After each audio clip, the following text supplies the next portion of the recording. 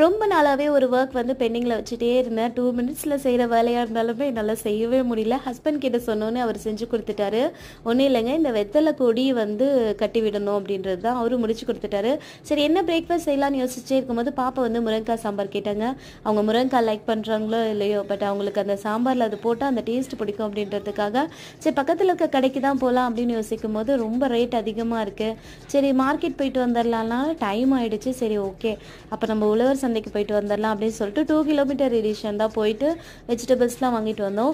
உழவர் சந்தைக்கும் மார்க்கெட்டுக்கும் என்ன வித்தியாசம் அப்படின்னா, எனக்கு ஃபீல் ஆகிற விஷயம் வந்து மார்க்கெட்டில் ஒரே காய்கறியாக இருந்தாலுமே ஒவ்வொரு கடையில் வேறு வேறு ப்ரைஸில் விற்பாங்க.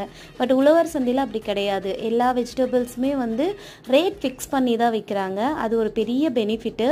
நீங்கள் மார்க்கெட்டுக்கு உழவர் சந்தைக்கு என்ன வித்தியாசம் பார்க்குறீங்க அப்படிங்கிறதையும், நான் இன்னைக்கு வீடியோவில் என்ன சாப்பிட்டேங்கிறதையும் மறக்காமல் கமெண்ட் செக்ஷனில் கமெண்ட் பண்ணுங்கள். இன்னொரு வீடியோவில் பார்க்கலாம்.